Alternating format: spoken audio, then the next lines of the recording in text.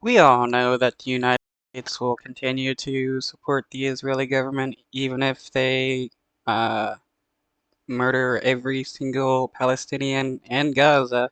The United States will defend the Israeli government and say what they did was good, or that they just had a few concerns about what they're doing. But they will always give money and funds to the Israeli government because our government is a Zionist government. Um, Two things. Prime Minister Netanyahu says he has a date for the Rafah operation. Will the administration take any action or restrict military support for Israel if Netanyahu moves forward on Rafah? If he has a date, he hasn't shared it with us, so I've seen his public comments, but I have nothing more on that front. I'm not going to comment on hypotheticals, but I will state here what I stated the last time I stood at this podium, which is that the United States does not believe that a massive ground invasion of Rafah, where 1.3 or more million people are sheltering, having been pushed out of other parts of Gaza that are now destroyed, into the area where humanitarian assistance comes in. This is not the best way forward. There are better ways to go after Hamas and Rafah. We presented those. Okay, then why not stop the Israeli government from doing what they're doing when it's the United States that is funding and arming the Israeli and defending the Israeli government no matter what they're doing? Like this dude now, he is still defending the Israeli government even though they do plan on invading Rafah. Uh, Bibi has set a date.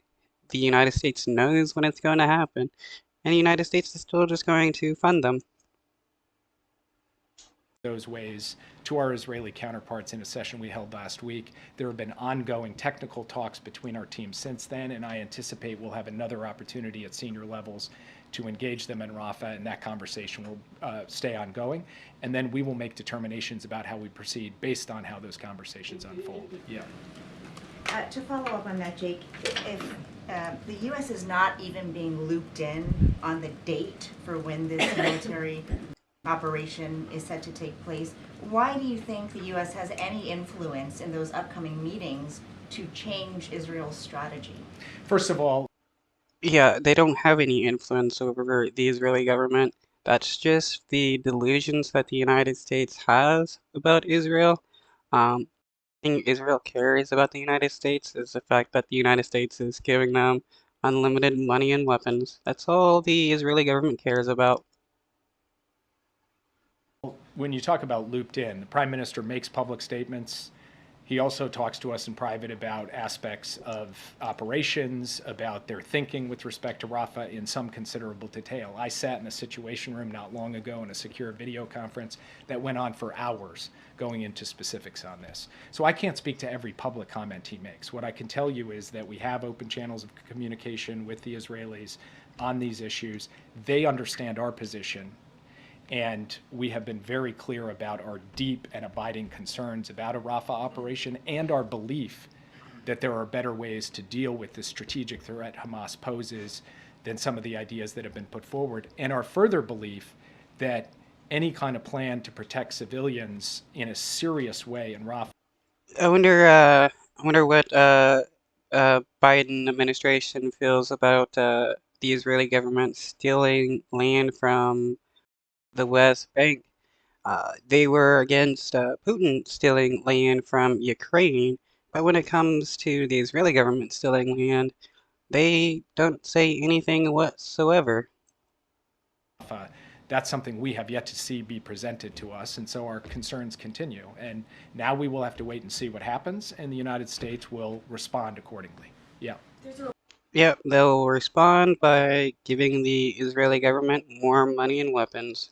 They're transferring a 2,000-pound bomb and fighter jets to Israel, knowing that they're gonna use that to massacre uh, thousands of Palestinians. Report out today that the Israeli government plans to purchase 40,000 tents ahead of its invasion of Rafah. Has the U.S. seen any sort of an evacuation plan, particularly one involving those tents? As I said just in the answer to the last question, I have not yet seen a credible and executable plan to move people that has any level of detail about.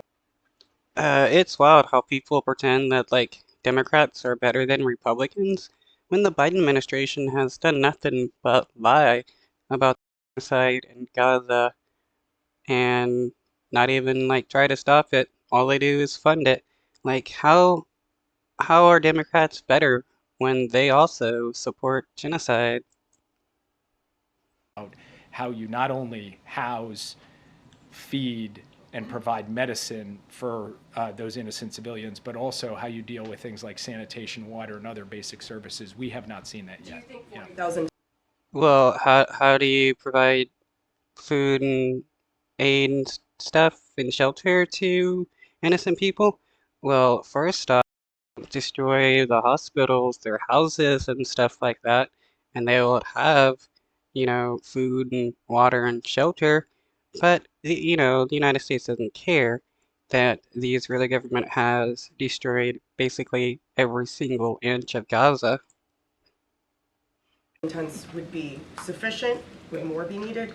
I'm not going to stand at the podium and substitute for the judgment of humanitarian experts who could speak to what precisely on the shelter front, as well as on all of these other fronts I just described, would But if this was Russia and Ukraine, you would have no issue with speaking about humanitarian issues and the such. be sufficient.